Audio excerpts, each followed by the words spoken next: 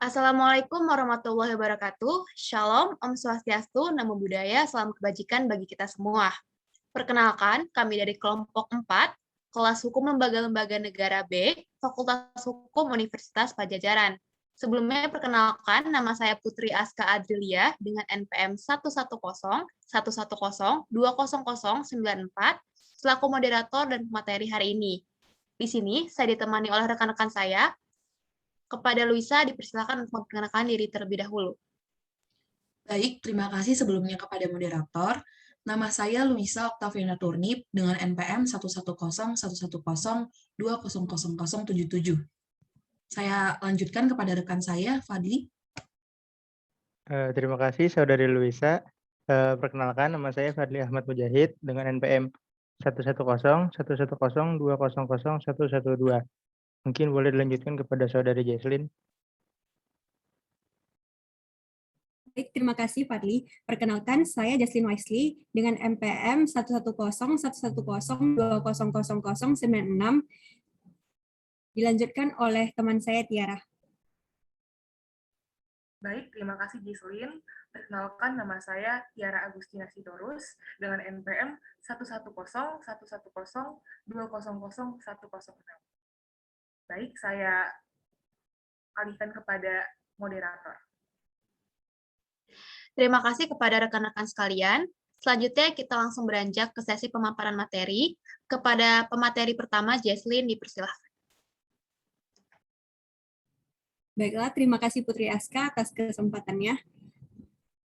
Perkenalkan, saya Jesslyn Wesley dengan NPM 110-110-2000096 akan membahas artikel yang berjudul Kekuasaan DPR dan pengisian pejabat negara dan sistem negara Indonesia.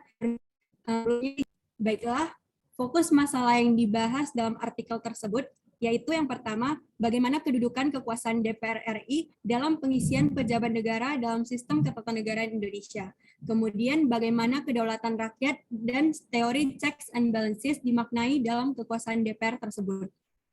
Yang pertama, kekuasaan DPR dalam pengisian pejabat negara dalam sistem ketatanegaraan Indonesia. Sebelum perubahan UUD 1945, tidak ditemukan satu pasal pun yang mengatur kekuasaan DPR dalam pengisian pejabat negara. Hal ini karena desain ketatanegaraan menurut UUD 1945 sebelum perubahan menempatkan kekuasaan legislatif yang lemah dibandingkan kekuasaan eksekutif yang kuat dan besar.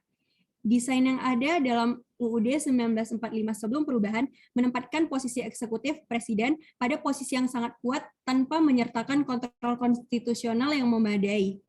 Presiden ditempatkan kepala negara sekaligus kepala pemerintahan yang memiliki kewenangan dan kekuasaan tertentu. Dari semua kekuasaan ini hanya satu yang memerlukan persetujuan DPR, yaitu kekuasaan menyatakan perang, membuat perdamaian, dan menandatangani perjanjian dengan negara lain yang terdapat pada pasal 11 UUD 1945.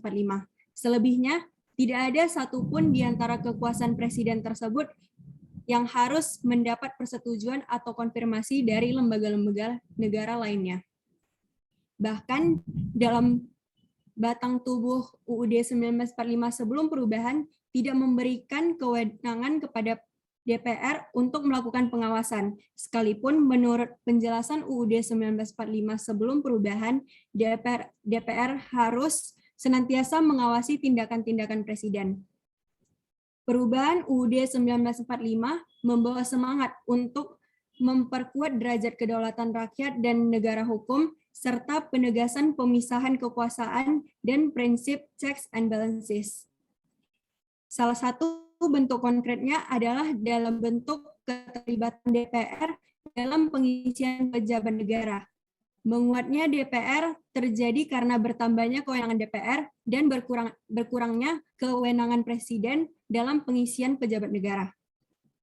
Kekuasaan DPR dalam pengisian pejabat negara tidak hanya diatur oleh UUD 1945, tetapi juga mengalami perluasan terhadap pejabat-pejabat negara yang diatur dalam berbagai peraturan perundang-undangan yang meliputi UU, PP, dan Perpres. Melalui berbagai macam bentuk keterlibatan tersebut, setidaknya ada 27 jabatan negara yang pengisiannya harus dengan kekuasaan DPR. Meluasnya kewenangan DPR dalam pengisian jabatan negara tersebut seolah-olah membenarkan argumentasi bahwa apabila sebelum reformasi terjadi pemusatan kekuasaan pada eksekutif atau executive heavy, maka setelah reformasi kekuasaan tersebut bergeser pada legislatif atau legislative heavy. Penguatan kekuasaan DPR tersebut dalam praktiknya juga tidak dibarengi dengan proses yang partisipatif dan transparan di proses politiking serta kasus penyuapan, sehingga mendorong berbagai elemen untuk mengevaluasi berbagai macam bentuk keterlibatan DPR dalam pengisian pejabat negara. Selanjutnya, yaitu bentuk-bentuk kekuasaan DPR dalam pengisian jabatan. Yang pertama, mengajukan atau mengusulkan. Bentuk mengajukan atau mengusulkan dapat dikatakan sebagai kewenangan yang terbesar dan terkuat yang dimiliki DPR, karena Presiden tidak memiliki hak untuk menolak. Selain itu, mekanisme DPR menentukan pejabat yang hendak diangkat diserahkan kepada mekanisme internal DPR, biasanya melalui uji kepatutan dan kelayakan. Yang kedua yaitu memberikan persetujuan.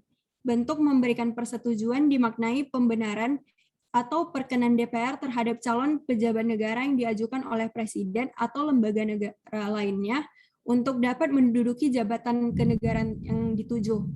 Pemberian persetujuan menunjukkan posisi DPR sebagai lembaga yang lebih tinggi dari lembaga yang meminta persetujuan, karena dapat saja DPR tidak memberikan persetujuan yang mengikat secara hukum, sehingga calon pejabat tersebut tidak dapat diangkat sebagai menjadi pejabat. Yang ketiga yaitu memilih. Bentuk memilih ini mengharuskan calon pejabat yang diajukan melebihi formasi yang ada. Misalnya untuk anggota KPK yang berjumlah 5 orang, maka calon yang diajukan berjumlah 10 orang, untuk kemudian dipilih sesuai formasi. Bentuk memilih ini di satu sisi akan memberikan dampak positif berupa tersedianya banyak calon, sehingga DPR akan dapat memilih calon yang lebih baik, namun di sisi lain dapat menimbulkan adanya jual beli dukungan terhadap calon. Selanjutnya, yang keempat, memberikan pertimbangan. Bentuk memberikan pertimbangan artinya menyerahkan suatu pendapat atau penilaian mengenai baik atau buruk bila seseorang yang diajukan ditempatkan sebagai pemangku jabatan pada lembaga negara tertentu. Karena merupakan pemberian pertimbangan, maka secara hukum tidak memiliki daya ikat. Artinya pihak yang akan mengangkat pejabat tersebut, dalam hal ini eksekutif, punya kebebasan apakah akan menggunakan pertimbangan atau mengabaikan saja. Selanjutnya yaitu sebagai tempat konsultasi. Kekuasaan DPR dalam pengisian pejabat negara sebagai tempat konsultasi mirip dengan bentuk DPR memberikan pertimbangan. Namun kemudian dibedakan karena dalam praktiknya bentuk DPR menjadi tempat konsultasi ini merupakan keterlibatan DPR dalam pengisian pejabat negara yang paling lemah. Apabila dalam pemberian pertimbangan calon DPR harus datang ke DPR, maksud saya apabila dalam pemberian pertimbangan calon masih harus datang ke DPR untuk mengikuti uji kepatutan dan kelayakan, namun dalam hal DPR menjadi tempat konsultasi hanyalah perwakilan pemerintah, dalam hal ini menteri, untuk menjelaskan ke DPR tentang adanya pengisian jabatan tertentu untuk kemudian diberikan nasihat. Selanjutnya yaitu aspek kedaulatan rakyat dan checks and balances, serta upaya perbaikan kekuasaan DPR dalam pengisian pejabat negara.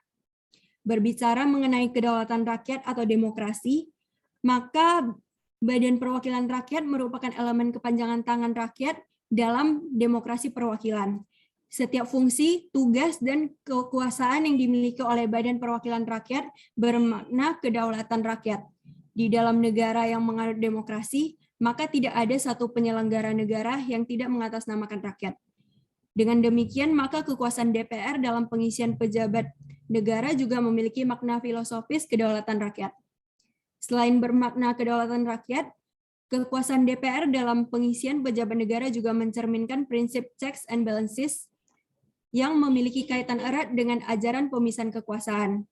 Dalam ajaran pemisahan kekuasaan tetap diperlukan suatu mekanisme saling mengawasi dan mengimbangi antara cabang-cabang kekuasaan yang satu dengan cabang kekuasaan yang lain. Karena itu, secara prinsip, kekuasaan DPR dalam pengisian pejabat negara dapat dibenarkan sepanjang sesuai dengan kaidah yang diatur dalam konstitusi, dengan pula menaruhkan model yang partisipatif dan transparansi. Selanjutnya yaitu upaya perbaikan yang dapat dilakukan, yaitu yang pertama, bentuk keterlibatan DPR dalam pengisian pejabat negara adalah memberikan persetujuan disertai dengan pertimbangan dalam satu paket. Bentuk lain seperti mengajukan, memilih, dan menjadi tempat konsultasi seharusnya dihindari atau dihapuskan agar tidak menjadi bias dan terlalu banyak model keterlibatan DPR tersebut. Yang kedua, membentuk pansel atau panitia seleksi untuk melakukan seleksi secara administratif dan kesehatan calon. Yang ketiga, yaitu DPR mengundang tim pakar yang akan terlibat dalam proses fit and proper test calon. Yang keempat, selanjutnya sebelum dilakukan fit and proper test dan saran terkait calon yang diajukan. Yang kelima, proses pelaksanaan fit and proper test hanya dilakukan di DPR agar tidak terjadi pangan, dengan dibantu oleh pakar-pakar terbaik sehingga dapat mengukur kapasitas, integritas, dan garis ideologi perjuangan calon. Yang keenam, pakar memberikan rekomendasi nama-nama yang layak untuk diberikan persetujuan. Yang terakhir yaitu DPR memberikan catatan pertimbangan sebelum menentukan diberikannya persetujuan atau tidak persetujuan terhadap calon. 7 usulan penguatan akuntabilitas dan partisipasi dalam pelaksanaan kekuasaan DPR tersebut merupakan upaya menciptakan kekuasaan DPR dalam pengisian pejabat negara yang demokratis serta mengurangi efek negatif berupa politicking yang sering kali muncul. Sekian dari saya. Terima kasih. Selanjutnya akan disampaikan oleh teman saya, Luisa. Baik, terima kasih kepada Jesslyn. Sebelumnya saya kembali memperkenalkan diri, saya Luisa Octaviana Turnip, akan mempresentasikan selanjutnya itu poin eksistensi hak budget DPR dalam sistem ketatanegaraan Indonesia. Jurnal yang saya dapatkan adalah Pajajaran Jurnal Ilmu Hukum volume 3 nomor 1 tahun 2016. Persoalan hak budget DPR tersebut memang semakin pelik. Kita jika melihat praktik penyelenggaraan negara Indonesia saat ini dengan terbongkarnya kasus korupsi oleh anggota DPR yang berkaitan erat dengan pembahasan RAPBN. Keterlibatan DPR ini dalam pembahasan RAPBN memang sudah dikurangi pada putusan nomor 35/PU/11/2013. MK menyatakan bahwa frasa kegiatan dan jenis belanja itu adalah inkonstitusional, sehingga mekanisme pembahasan RAPBN di DPR itu saat ini hanya sampai satuan 3, yaitu unit organisasi, fungsi, dan program. Karena itu persoalan muncul sejauh manakah seharusnya DPR itu terlibat dalam pembahasan RAPBN. Bisa kita lihat dari sejarahnya, dari sejarah penggunaan istilah, pada zaman Hindia Belanda itu secara resmi pemerintah menggunakan anggaran itu dengan perkataan begroting. Dahulunya di Inggris disebut dengan budget. Dalam bahasa Prancis disebut dengan budget, yang berarti artinya tas. Lalu pada zaman Jepang yang dipergunakan itu adalah istilah anggaran. Kemudian, sejak proklamasi 17 Agustus 1945, anggaran pendapatan dan belanja itu dipakai dalam pasal 23 ayat 1 Undang-Undang 1945 sebelum perubahan. Lalu selanjutnya ditambahkan pula kata negara, sehingga sampai saat ini kita mempergunakan istilah anggaran pendapatan dan belanja negara. Hak budget ini muncul pertama kali untuk membatasi pengeluaran anggaran negara pemerintah yang ada. Lalu bisa kita lihat juga dengan pendapat Rene Storm, dia mengatakan esensi hak budget parlemen ini dalam memberikan otorisasi pendapatan negara dan belanja apabila suatu negara itu menganut paham demokrasi. Seperti yang kita ketahui, Indonesia adalah negara demokrasi yang mana rakyat yang sepenuhnya ada yang menentukan anggaran.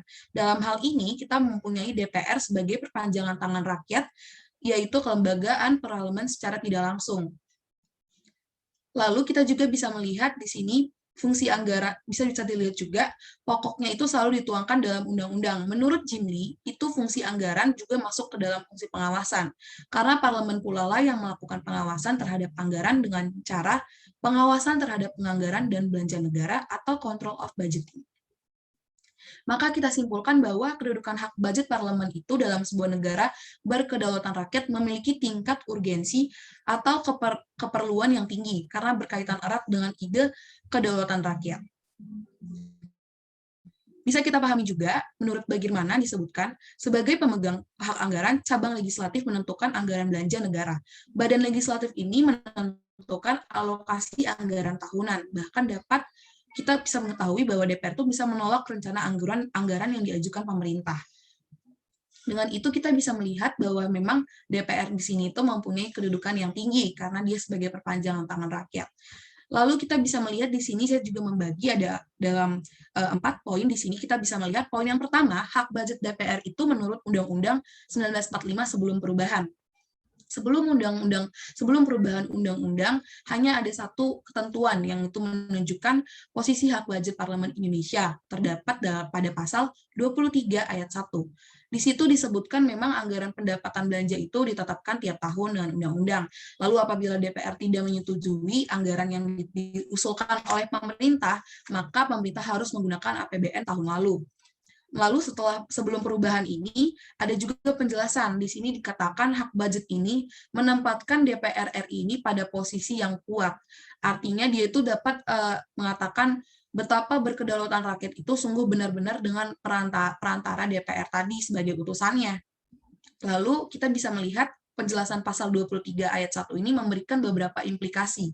Yang pertama, bahwa dalam sistem ketatanegaraan Indonesia, DPR itu memiliki hak budget yang seperti sudah disebutkan. Lalu yang kedua, hak budget DPR ini dalam hal menetapkan pendapatan dan belanja, menempatkan DPR pada posisi yang lebih kuat dibandingkan dengan pemerintah.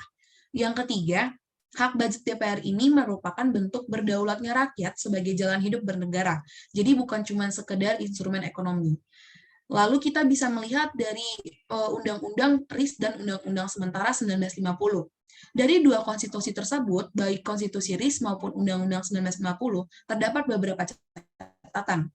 Pertama, terkait istilah APBN disebut anggaran umum. Yang kedua, adanya mekanisme perubahan terhadap anggaran umum atau sering disebut juga dengan APBN. Ketiga, terkait dengan hak budget DPR ini diposisikan sebagai yang membahas proposal anggaran dari pemerintah. Khusus di konstitusi RIS itu juga diurundingkan dengan Senat. Keempat, adanya penegasan bahwa anggaran umum itu dipertanggungjawabkan kepada DPR dengan pengesahan dari Dewan Pengawas Keuangan. Sekarang kita menyebutnya dengan BPK. Lalu kita bisa melihat juga dari menurut sudut pandang Undang-Undang 1945 setelah perubahan.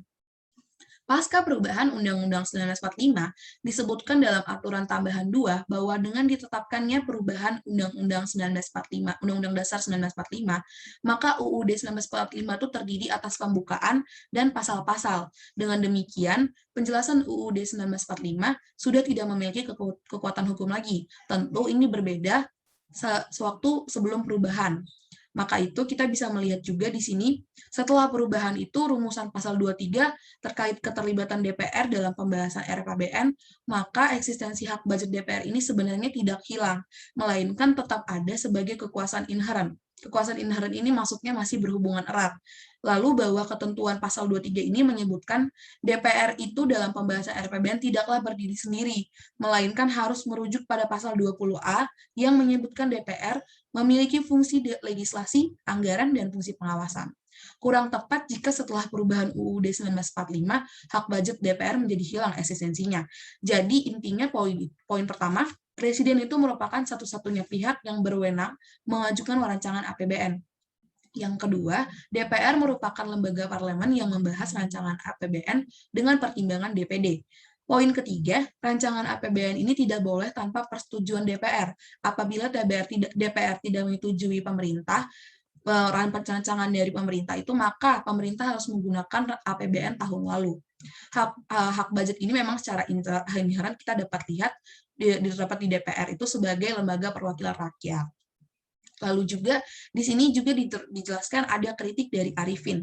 Dia menyebutkan ketentuan tersebut itu hanya retorika dangkal dan bombastis yang tidak bermakna dari sudut pandang kurang satu anggaran. Dengan demikian, hal itu dia katakan kata frasa APBN ini harus diganti, yaitu APBN sebagai wujud pengelolaan keuangan negara semestinya diganti dengan APBN sebagai wujud kedaulatan rakyat dalam pengelolaan keuangan negara. Selanjutnya, kita bisa melihat juga hak budget DPR dalam UU Keuangan Negara dan UU MD3. UU Keuangan Negara di sini itu di dalam pasal 15 ayat 5 Keuangan Negara ditentukan bahwa APBN disetujui oleh DPR, terinci dengan sampai unit organisasi, fungsi, program kegiatan dan jenis belanja. Jadi ada unit organisasi, fungsi, program kegiatan dan jenis belanja. Lalu pada pasal 15 ayat 5 ini juga maupun pasal 107 ayat 1 huruf C, pasal 156 huruf C, hingga nanti disebutkan juga bahwa keterlibatan DPR dalam pembahasan RAPBN itu mulai dari organisasi, fungsi, program kegiatan, dan jenis belanja.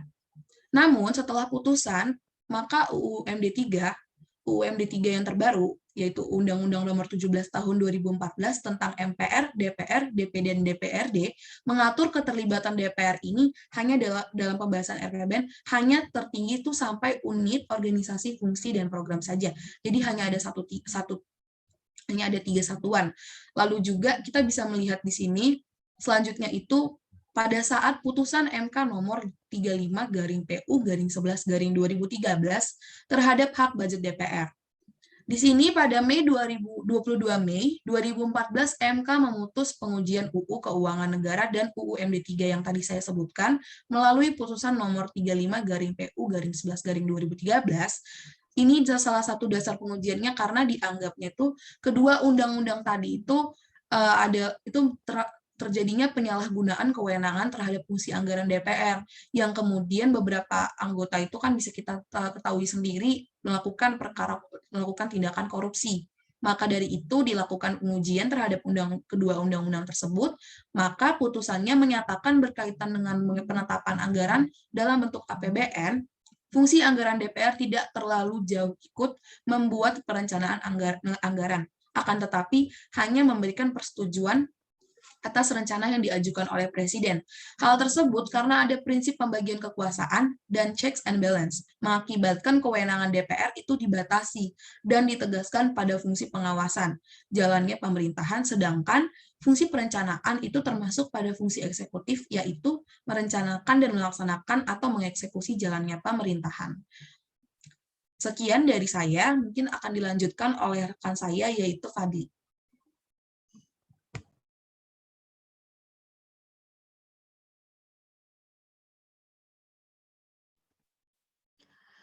Baik, sebelumnya terima kasih kepada Luisa.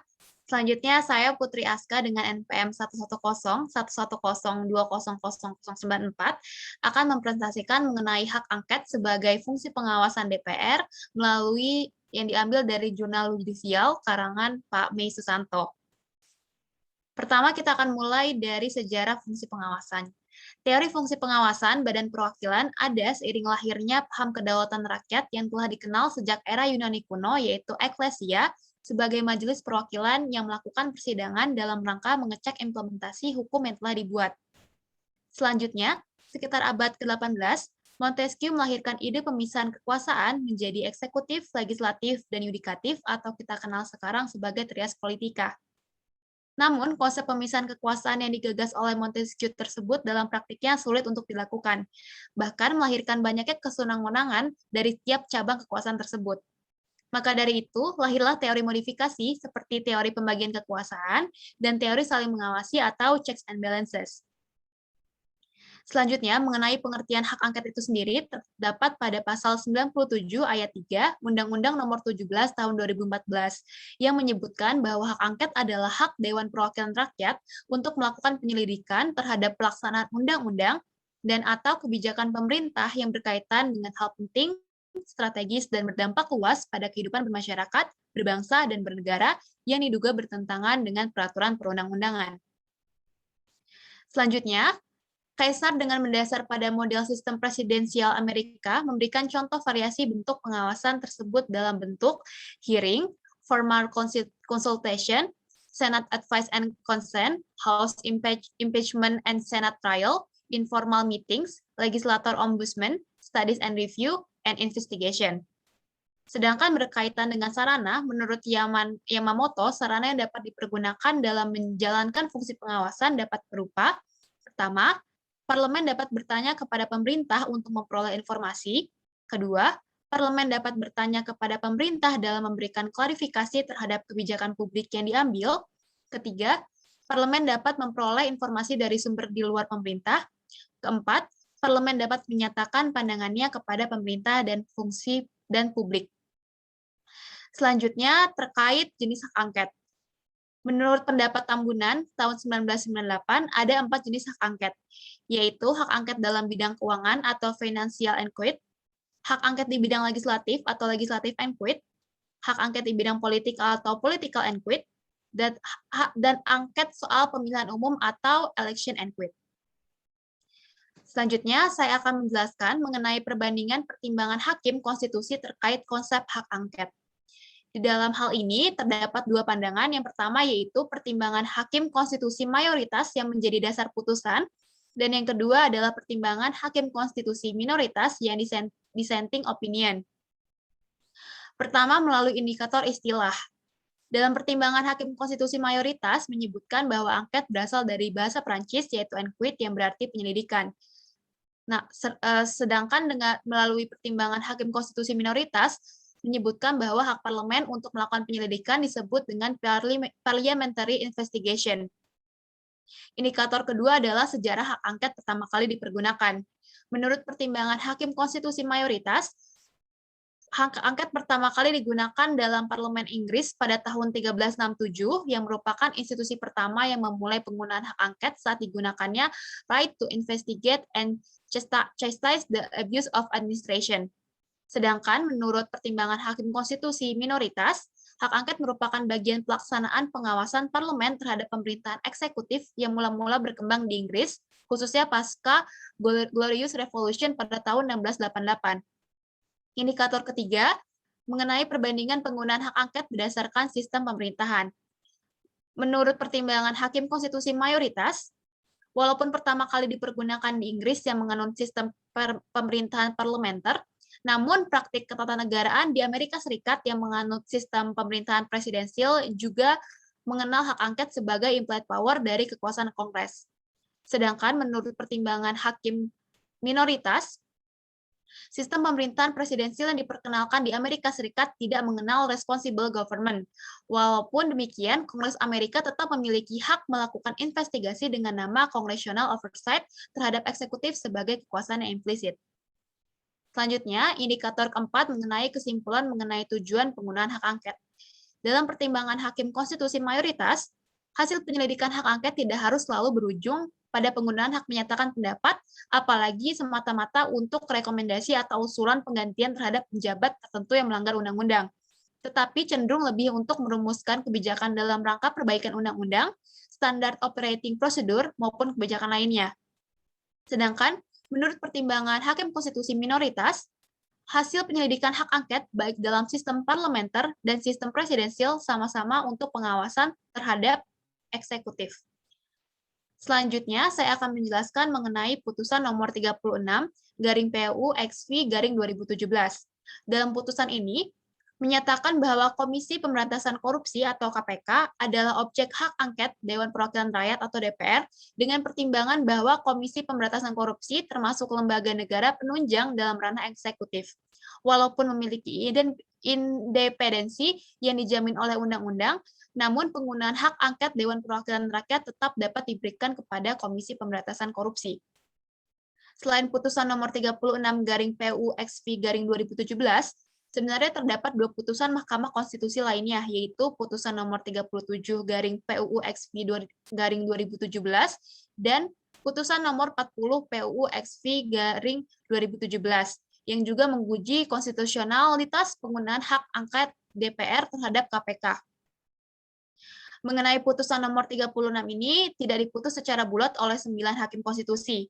Berdasarkan salinan putusan resmi yang diperoleh, komposisi hakim konstitusi adalah 5/4, artinya putusan terkait hak angket tersebut tidak diputuskan secara bulat yang menunjukkan adanya perbedaan sudut pandang dari para hakim yang memutus perkara. Selanjutnya, saya akan menjelaskan mengenai perbandingan pertimbangan hakim konstitusi terkait putusan nomor 36/PU-XV-2017. Seperti sebelumnya, di sini ada 2 pandangan. Yang pertama, pandangan pertimbangan hakim konstitusi mayoritas yang menjadi dasar putusan, dan pertimbangan hakim konstitusi minoritas yang dissenting opinion. Menurut pertimbangan hakim konstitusi mayoritas yang menjadi dasar putusan, Komisi Pemberantasan Korupsi sebagai lembaga yang berada di ranah eksekutif. Dan Komisi Pemberantasan Korupsi adalah lembaga negara yang melaksanakan tugas dan wewenangnya yang bersifat independen. Sehingga DPR sebagai wakil rakyat berhak meminta pertanggungjawaban pelaksanaan dan kewenangan Komisi Pemberantasan Korupsi. Dengan ini kesimpulan dari pertimbangan hakim konstitusi mayoritas menyatakan bahwa KPK termasuk objek hak angket Dewan Perwakilan Rakyat. Sedangkan dalam pertimbangan hakim konstitusi minoritas yang dissenting opinion, terdapat 4 hakim konstitusi yang dissenting opinion. 3 diantaranya berpendapat bahwa organ negara yang disematkan status independen adalah berada di luar ketiga cabang kekuasaan dalam doktrin res politika, artinya tidak termasuk lembaga eksekutif, legislatif, dan yudikatif, sehingga KPK sebagai lembaga independen adalah bukan bagian dari eksekutif. Sedangkan 1 orang hakim lainnya berpendapat bahwa KPK termasuk dalam ranah eksekutif yang berciri independen. Sehingga dapat disimpulkan dalam pertimbangan hakim konstitusi minoritas yang dissenting opinion menyatakan bahwa KPK bukan merupakan objek hak angket Dewan Perwakilan Rakyat. Mengenai kebijakan hasil putusan tersebut terdapat 2 implikasi, yaitu implikasi positif dan juga implikasi negatif. Putusan tersebut secara positif berimplikasi dapat digunakannya hak angket dalam rangka perubahan undang-undang sehingga dapat meningkatkan efektivitas legislasi. Namun, secara negatif berimplikasi dapat digunakannya hak angket secara eksesif terhadap kelembagaan yang dijamin independensinya dan terhadap objek yang seharusnya tidak dapat diselidiki karena hak angket sebagai fungsi pengawasan DPR, misalnya hak privasi dan penegakan hukum. Di mana hak implikasi eksesif tersebut disebabkan adanya putusan tersebut tidak memberikan batasan terhadap penggunaan hak angket Dewan Perwakilan Rakyat. Sekian dari saya, terima kasih. Saya lanjutkan kepada rekan saya, Fadli. Dipersilahkan. Baik, terima kasih Saudari Putri Aska. Mungkin menyambung yang tadi rekan-rekan saya telah sampaikan, kali ini bahasannya kita akan berfokus pada pelembagaan oposisi, khususnya di Badan Perwakilan Republik Indonesia. Sebelum kita masuk ke pembahasan mengenai pelembagaan oposisi, perlu kita garis bawahi bahwa dalam Kamus Besar Bahasa Indonesia, oposisi diartikan sebagai partai penentang di Dewan Perwakilan untuk mengkritik pendapat atau kebijakan politik golongan mayoritas yang berkuasa. Kemudian oposisi juga bertindak sebagai controller dan juga bayang-bayang kabinet yang berkuasa pada interval tertentu. Jadi bisa kita garis bawahi bahwa kedudukan oposisi di sini fungsinya sebagai pengawas sekaligus bayang-bayang dari kabinet yang berkuasa. Andai kata kabinet yang berkuasa dirasa tidak lagi kompatibel, dirasa tidak lagi bagus untuk memegang kekuasaan, maka oposisi di sini harus siap untuk menggantikan kabinet tersebut. Untuk mengenai mekanismenya mungkin akan saya sampaikan di poin selanjutnya. Kemudian baru-baru ini rakyat Indonesia geger dengan yang namanya tagar atau hashtag mosi tidak percaya. Sebenarnya tidak sedikit dari kita, masyarakat awam bahkan, yang justru ikut-ikutan dalam mempublikasikan hashtag atau tagar mosi tidak percaya. Tapi perlu diingat teman-teman semua, bahwa sebenarnya mosi tidak percaya ini dipegang atau dimiliki oleh kubu oposisi, yang mana mosi tidak percaya pada dasarnya adalah bentuk penentangan kubu oposisi terhadap kebijakan-kebijakan yang dibuat oleh kubu pemerintah yang berkuasa. Jadi kurang lebih mosi tidak percaya ini merupakan perwujudan dari penentangan tersebut, seperti bentuk protes, seperti bentuk segala ketidaksetujuan yang dituangkan dalam praktik-praktiknya, maka hal itu bisa dikatakan sebagai mosi tidak percaya oleh kubu oposisi gitu. Kemudian mengenai jenis oposisi sendiri ada dua. Yang pertama ada oposisi struktural dan juga fungsional. Oposisi struktural sendiri dimaknai sebagai ketika pemerintah yang berkuasa, kabinet yang berkuasa dirasa tidak lagi kompatibel, dirasa tidak lagi bagus untuk berkuasa, maka kubu oposisi yang berada di bawahnya, yang berada di bayang-bayang kabinet tersebut harus siap untuk menggantikan kabinet tersebut. Makanya dinamakan oposisi struktural, karena pada umumnya juga oposisi ini terjadi di sistem parlementer yang mana bahkan khususnya di negara Inggris dan di negara Kanada, partai-partai politik ataupun kubu-kubu yang termasuk dalam kubu oposisi itu justru digaji oleh uang negara, karena fungsinya mereka sebagai dewan pengawas, mereka sebagai dewan koreksi bagi kabinet-kabinet yang berkuasa gitu. Sementara jenis yang kedua ada oposisi fungsional. Nah, oposisi fungsional ini berfungsi lebih ke arah pengingat ya, lebih ke arah menjalankan fungsi check and balances gitu. Jadi tidak semata-mata mereka harus bersiap untuk switch power dengan kabinet yang berkuasa, tapi mereka lebih ke arah menentang atau mengkritik kebijakan yang dirasa tidak sesuai, tapi juga mendukung kebijakan-kebijakan yang dirasa bagus dan juga sesuai dengan kebutuhan yang dibutuhkan oleh negara tersebut gitu. Jadi menurut Nurholis Majid, sebenarnya peran oposisi di sini yang perlu digarisbawahi bukan hanya untuk switch power, tapi juga lebih ke arah menerapkan fungsi check and balances gitu. Jadi kubu oposisi ini tidak sekedar asal menentang, tidak sekedar asal berbeda, tapi lebih ke arah memahami bahwa ketika suatu kebijakan yang dibuat oleh kabinet yang berkuasa dirasa tidak sesuai, maka mereka harus siap untuk mengkritik, mengkoreksi, bahkan jika dibutuhkan bisa menggantikan kabinet tersebut, dengan catatan mereka termasuk dalam bagian badan perwakilan ya teman-teman ya. Tapi juga di sisi lain mereka juga harus melaksanakan fungsi pengawasan, karena pada dasarnya oposisi fungsional ini tidak hanya dibatasi oleh kubu-kubu yang berada di dalam parlemen atau sistem pemerintahan, tapi di luar sistem pemerintahan, di luar sistem parlemen juga kubu-kubu yang dianggap boleh menentang itu juga bisa dianggap oposisi sebagai oposisi fungsional, seperti pers, mahasiswa, NGO dan lain-lain gitu. Kemudian ICJ, International Court of Justice, mensyaratkan bahwa salah satu syarat negara yang menjalani representative government under the law adalah dengan adanya pelembagaan oposisi gitu. Kemudian disempurnakan lagi oleh Robert Dahl, menyampaikan bahwa keberadaan partai oposisi ini tidak mutlak dipegang oleh partai oposisi tertentu, melainkan akan ada bergiliran antara oposisi A, kubu B yang saling menjadi oposisi pada interval tertentu. Jadi kedudukan oposisi ini tidak mutlak, teman-teman.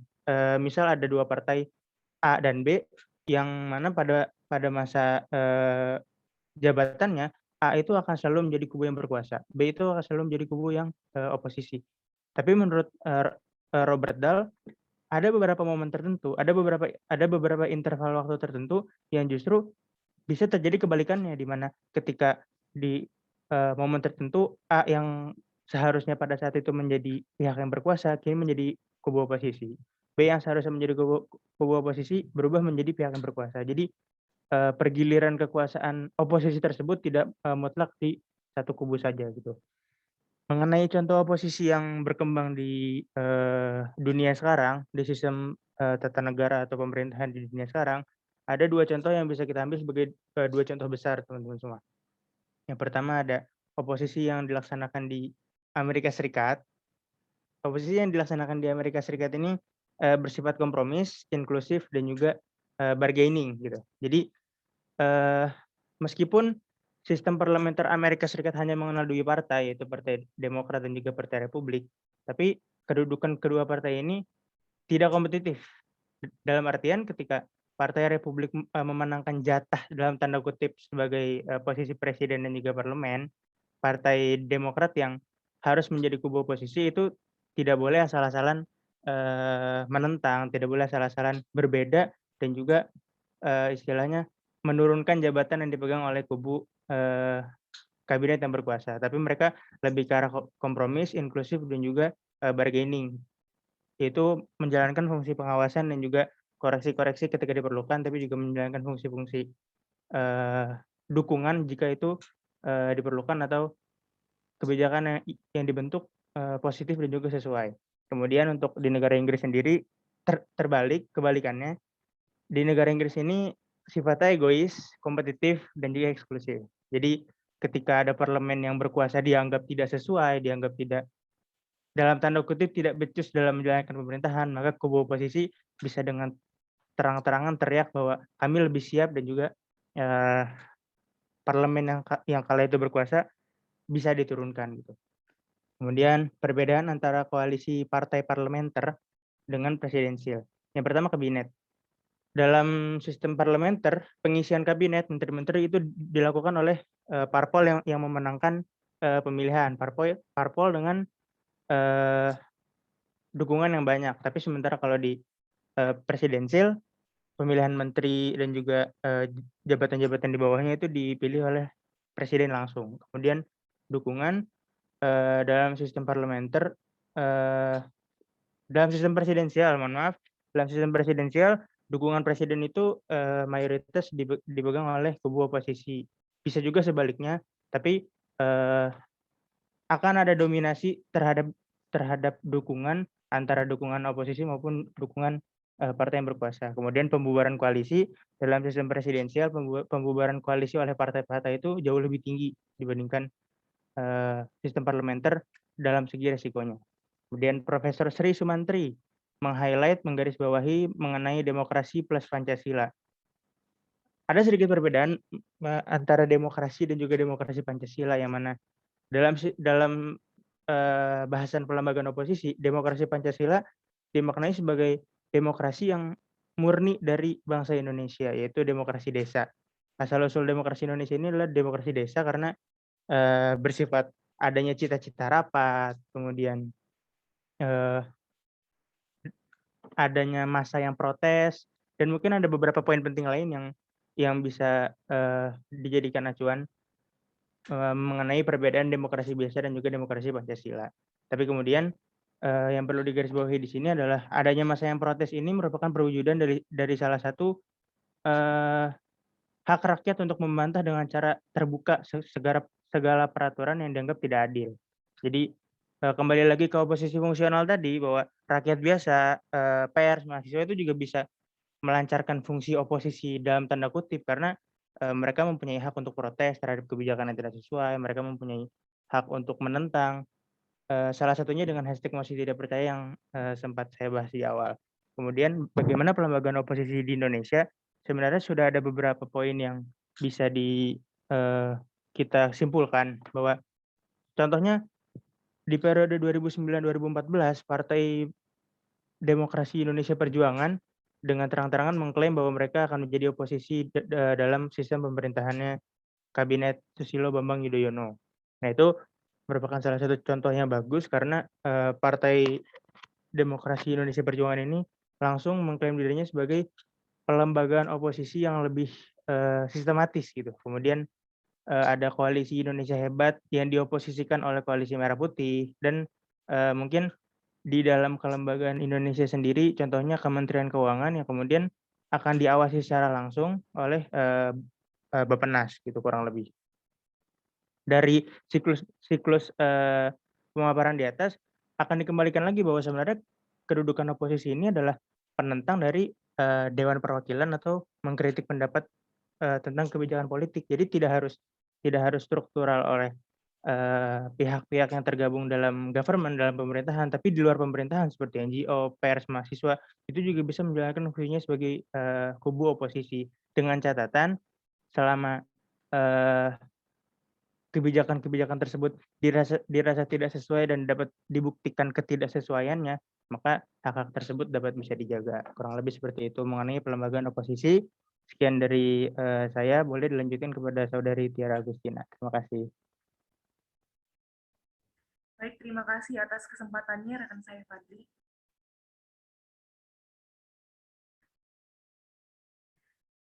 Hari ini saya akan membahas tentang problematika imunitas hukum anggota parlemen ditinjau dari prinsip equality before the law oleh Wenli Lolong pada jurnal Al-Hakim.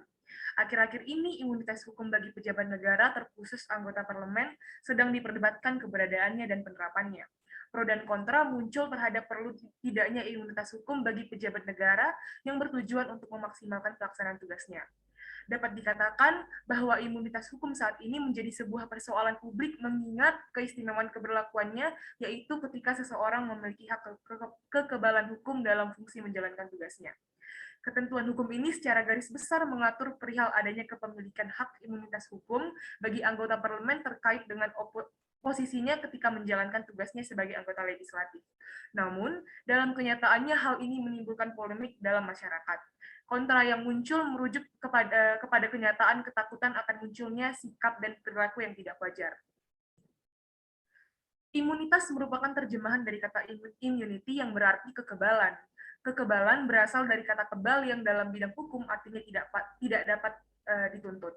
Contohnya seperti imunitas hukum pada anggota DPR dengan berdasarkan pada landasan ketentuan dalam negara. Pasal 20A Undang-Undang Dasar 1945 menegaskan imunitas sebagai salah satu hak individual yang dimiliki oleh setiap anggota DPR dalam menjalankan tugasnya. Imunitas hukum di Indonesia sendiri merupakan sebuah hak yang diberikan negara untuk dimiliki oleh pihak legislatif dan pihak eksekutif dalam konteks menjalankan tugas kenegaraan. Pasal 28 huruf F UU nomor 22 tahun 2003 tentang susunan dan kedudukan MPR, DPR, DPD, dan DPRD menyatakan bahwa anggota DPR mempunyai hak imunitas atau hak kekebalan hukum.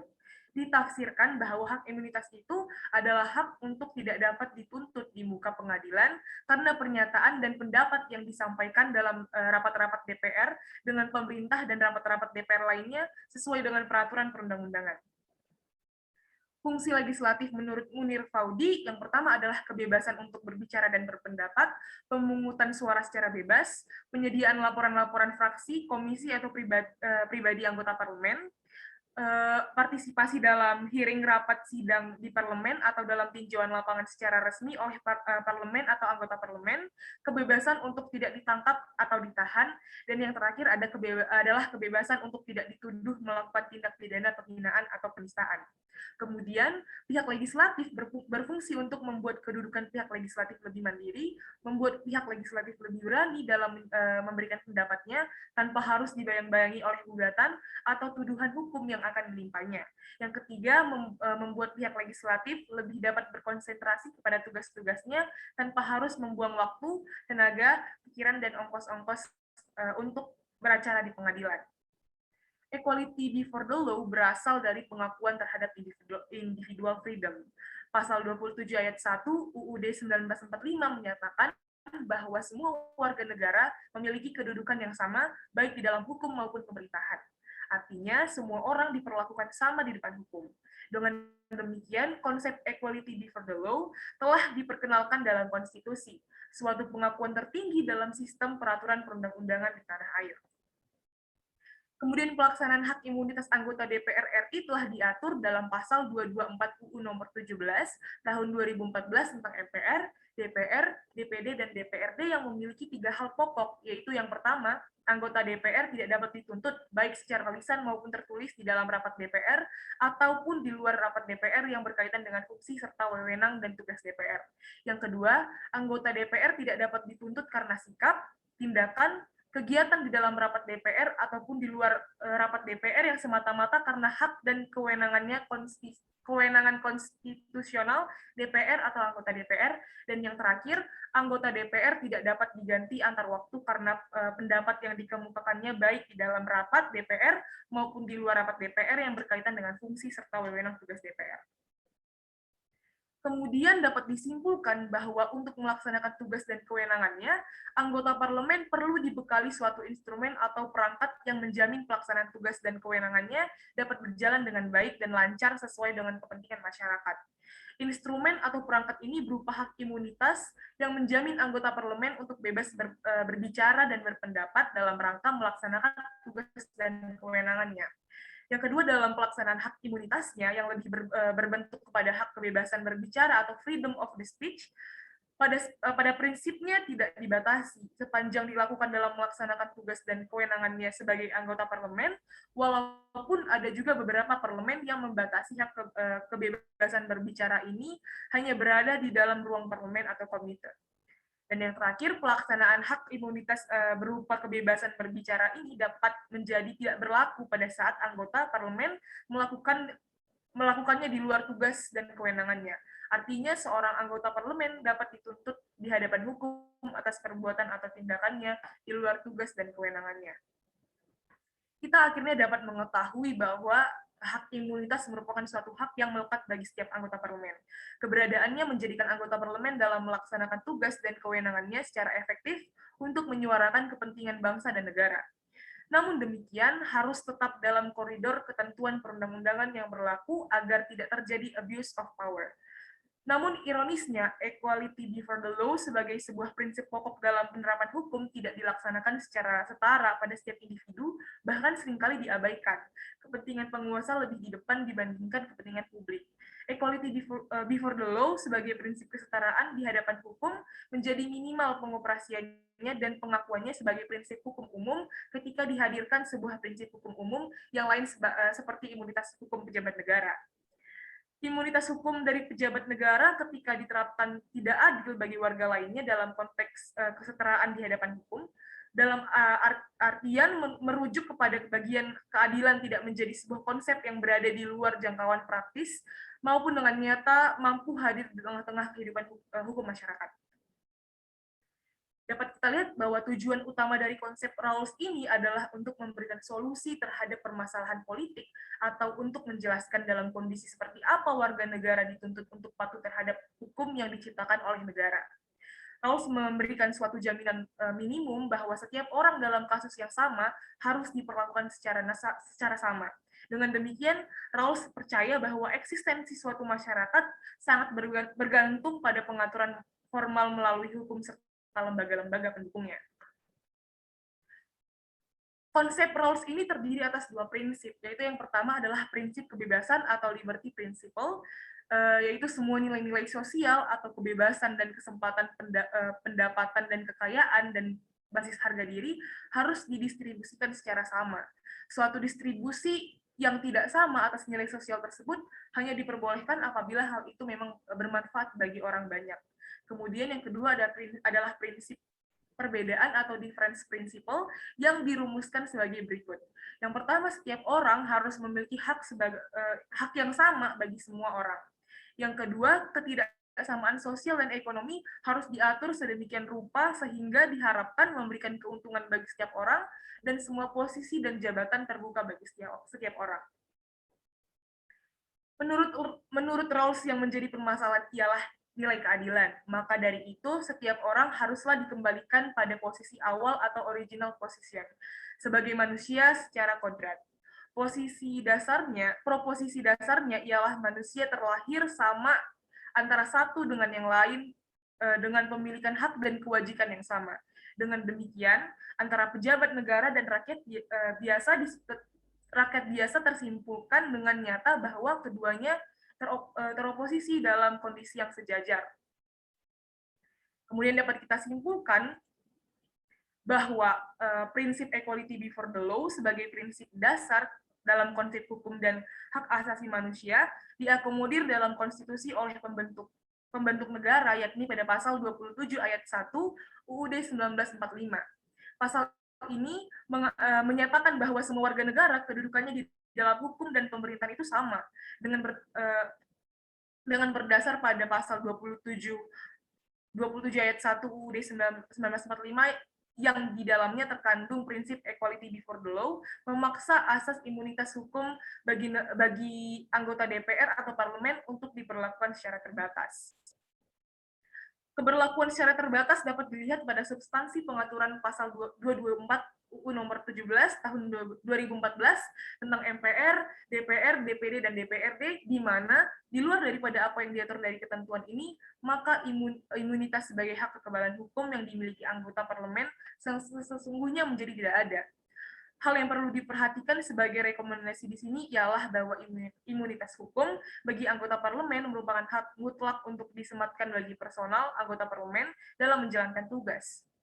Keberadaan dan keberlakuan hak imunitas hukum ini dalam kenyataannya diperlukan untuk menjamin produktivitas maksimal kinerja anggota DPR. Sekian, terima kasih. Sekian presentasi yang dapat saya sampaikan. Selanjutnya akan saya serahkan kepada moderator. Terima kasih. Baik, terima kasih kepada rekan-rekan semua atas penjelasannya untuk masing-masing review artikel dan juga mind map-nya. Selanjutnya akan saya lanjutkan dengan sesi diskusi. Dalam sesi diskusi ini nanti akan ada tanya-jawab yang dilakukan antar peserta. Mungkin bisa di next.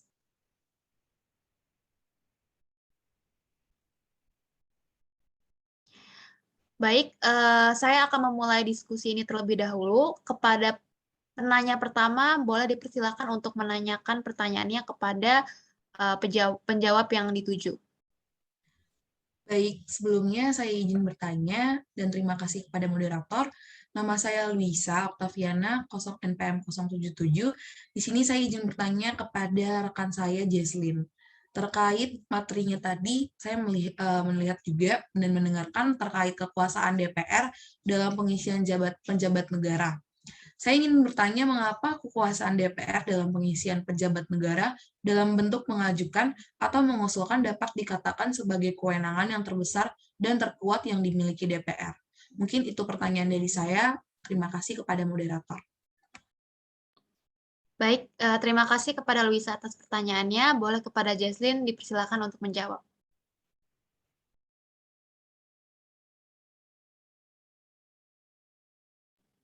Mungkin boleh di-unmute dulu, Jesslyn. Oh iya, maaf. Terima kasih kepada teman saya Luisa. Saya akan mencoba menjawab pertanyaan dari Anda.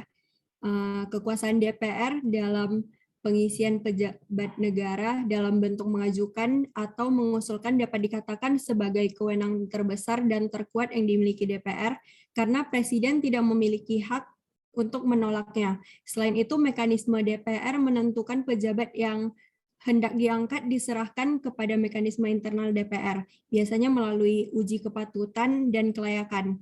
Dalam konteks hukum tata negara, istilah kekuasaan DPR dalam pengisian pejabat negara dalam bentuk mengajukan terdapat pada pasal 24C ayat 3 Undang-Undang Dasar 1945 yang berbunyi Mahkamah Konstitusi mempunyai 9 orang anggota Hakim Konstitusi yang ditetapkan oleh Presiden, yang diajukan masing-masing 3 orang oleh Mahkamah Agung, 3 orang oleh Dewan Perwakilan Rakyat, dan 3 orang oleh Presiden.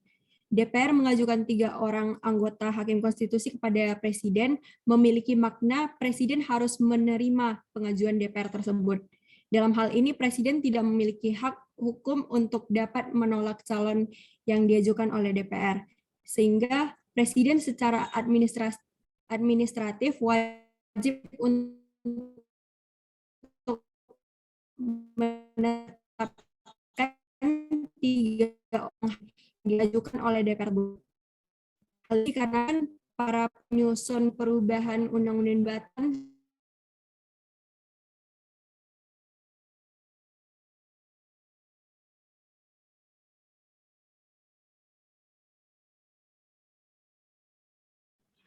Mungkin boleh kepada Jesslyn di off-cam-kan saja videonya supaya lebih jelas. Baik, saya lanjutkan. Hal tersebut dikarenakan para penyusun perubahan Undang-Undang Dasar 1945 memang membagi pengisian jabatan 9 Hakim MK kepada 3 lembaga, yakni MA, DPR, dan Presiden, agar komposisi, susunan, dan kelembagaan MK merupakan perwujudan dari 3 cabang kekuasaan negara, yakni legislatif, eksekutif, dan yudikatif. Komposisi ini diharapkan dapat menerapkan prinsip saling mengawasi, saling konsis. Diharapkan pula agar setiap putusan untuk menyelesaikan yang dapat di tubuh MK didasarkan pada pertimbangan komposisi keanggotaan Hakim Konstitusi. Sekian. Baik, mungkin sudah cukup ya dari Jesslyn. Terima kasih Jesslyn atas pertanyaannya. Bagaimana Luisa, sudah jelas? Baik, sudah cukup jelas. Terima kasih kepada Jaislyn. Saya kembalikan kepada moderator. Baik, terima kasih. Boleh ke penanya selanjutnya, dipersilakan untuk menanyakan pertanyaannya. Saya izin bertanya. Pertanyaan saya ditujukan kepada teman saya Tiara. Pertanyaan saya yaitu, apakah pasal 224 Undang-Undang Nomor 17 Tahun 2014 ini berpengaruh atau berlaku kepada anggota parlemen, walaupun pada saat itu anggota parlemen tersebut sedang tidak berhubungan dengan negara, dan apakah anggota parlemen tersebut masih memiliki imunitas hukum? Sekian pertanyaan dari saya. Terima kasih. Baik, terima kasih kepada Jason atas pertanyaannya. Kepada Tiara, dipersilakan untuk menjawab. Baik, terima kasih moderator. Terima kasih juga Jesslyn atas pertanyaannya. Seperti yang sudah saya jelaskan tadi, harus tetap kita akui bahwa keberadaan pasal 224 Undang-Undang Nomor 17 Tahun 2014 ini menghadirkan landasan nyata bagi keberlakuan imunitas hukum terhadap anggota parlemen. Pada pasal ini pula harus kita perhatikan bahwa imunitas hukum yang dimaksud hanya dimiliki oleh anggota parlemen negara ini ketika berada dalam wilayah tugas kerja anggota parlemen. Artinya bahwa di luar tugas kerja tersebut, maka anggota parlemen tidak memiliki imunitas hukum. Dengan inilah imunitas hukum ini hadir secara terbatas dan tidak berlaku menyeluruh dalam segenap aspek kehidupan sebagai sesuatu yang melekat mutlak pada diri pribadi anggota parlemen yang dimaksud. Seperti itu, Jesslyn. Apakah sudah jelas? Sudah, terima kasih. Baik, terima kasih kepada Jesslyn atas pertanyaannya dan kepada Tiara atas jawabannya. Dipersilahkan kepada penanya selanjutnya.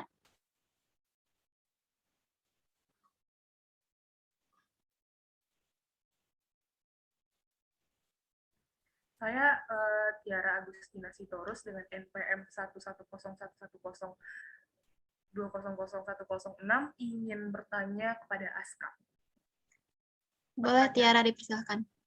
Yaitu, mengapa KPK dalam pertimbangan Hakim Konstitusi mayoritas termasuk ke dalam objek hak angket DPR, dan mengapa dikatakan bahwa KPK dikatakan berada dalam ranah eksekutif? Terima kasih, Aska. Baik, terima kasih Tiara. Sebelumnya saya telah menjelaskan mungkin dikit ya mengenai KPK yang termasuk ke dalam objek hak angket DPR karena KPK terdapat dalam ranah eksekutif. Dalam kesempatan kali ini saya akan menjelaskan lebih detail lagi. Jadi mungkin kita mulai dari Majelis Hakim Konstitusi.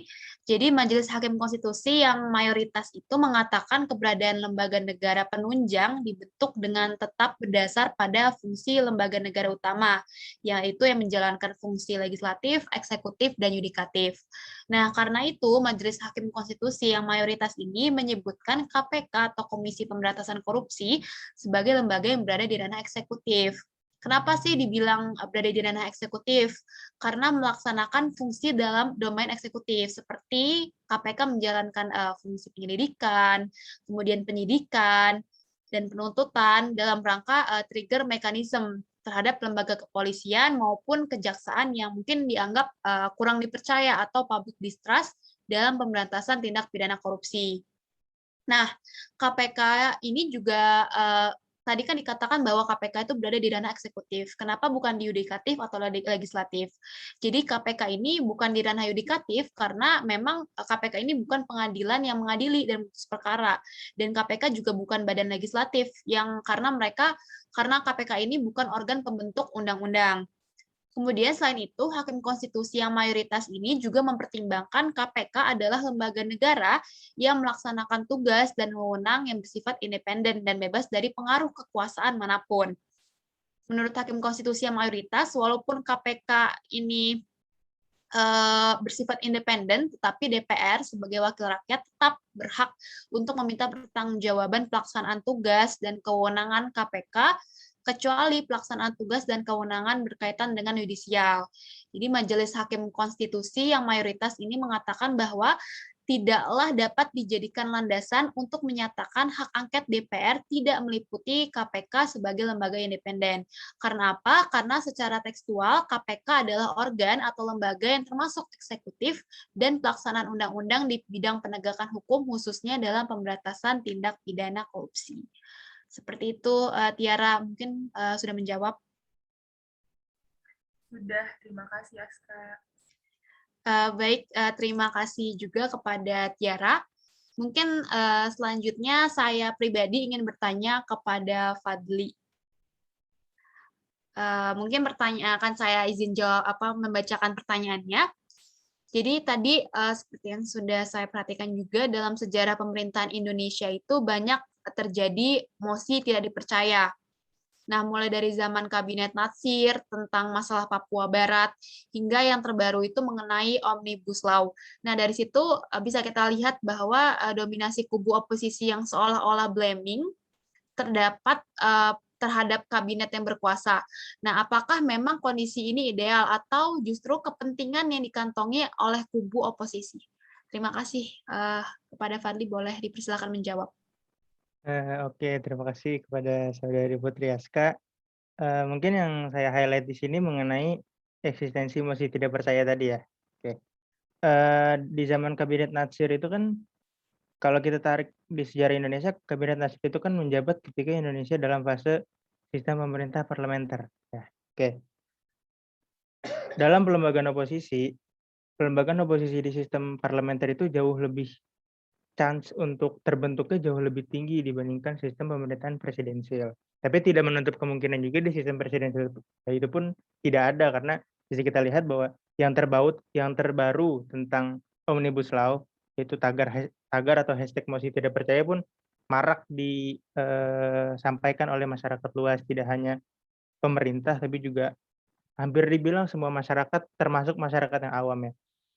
Tapi dari segi keberhasilannya tentang Omnibus Law ini kan, mosi tidak percayanya bisa kita anggap tidak terlalu menonjol ya. Dalam artian pemerintah yang berkuasa, undang-undang yang terbentuk pun tidak mengalami perubahan banyak, bahkan tidak batal disahkan gitu. Tapi kalau kita lihat dari Kabinet Natsir, ketika kubu oposisi kala itu mengajukan mosi tidak percaya atas kegagalannya mengatasi masalah Papua Barat, itu berhasil. Jadi ketika kubu oposisi ini melancarkan mosi tidak percaya, Kabinet Natsir ini turun, digantikan oleh Kabinet Suwiryo kalau nggak salah. Nah, kemudian poin selanjutnya bisa kita lihat dominasi kubu oposisi yang seolah-olah blaming gitu terhadap kabinet yang berkuasa. Kalau menurut saya pribadi, subjektif saja, yang namanya oposisi kan memang selalu kontra ya, memang selalu mengkritik gitu. Jadi kalau tidak ada poin blaming, tidak ada poin menyalahkan kinerjanya, itu kurang pas gitu disebut sebagai kubu oposisi. Cuma yang bisa kita highlight di sini, apa memang blaming-nya itu beralasan jelas atau tidak tuh. Kalau di zaman Kabinet Natsir kan memang jelas, salah satu tujuan kinerja kabinet itu kan mengatasi masalah Papua Barat. Cuma karena kala itu masalahnya tidak berhasil, maka dianggap gagal.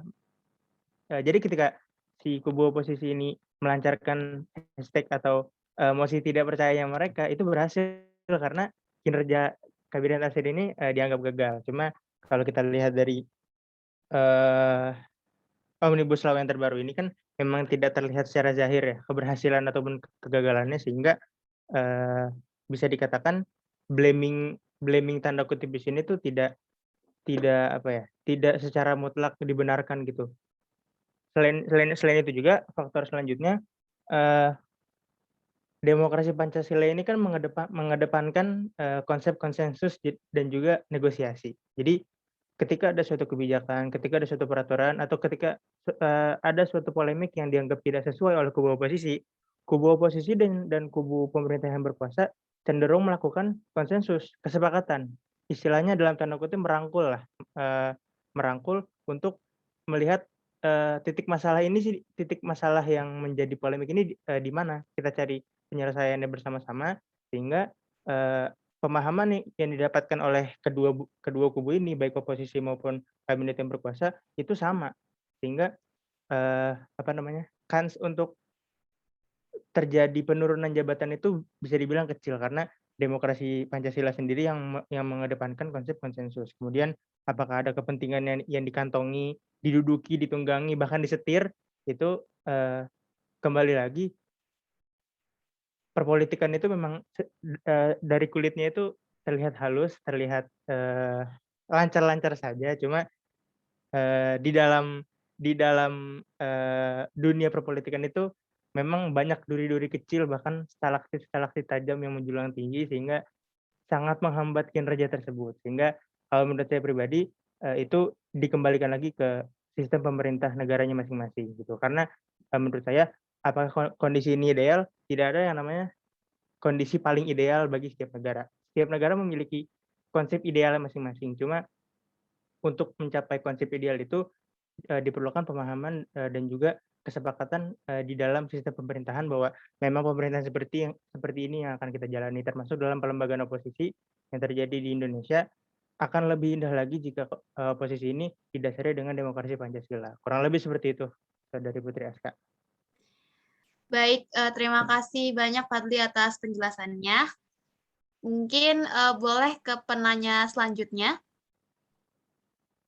Oke, mungkin, izin sedikit bertanya kepada Saudari Luisa mengenai putusan MK yang tadi, Saudari Luisa sampaikan ya. Mungkin, mohon maaf saya sendiri lupa putusan MK-nya itu, nomor berapa, cuma yang agak sedikit saya highlight itu mengenai frasa kegiatan dan belanja di putusan MK tersebut. Nah, menurut, Luisa sendiri, apakah frasa kegiatan dan belanja itu memang seharusnya dihapuskan atau dibiarkan saja atau direvisi atau seperti apa gitu? Terima kasih. Baik, kepada moderator mungkin saya langsung menjawab aja ya.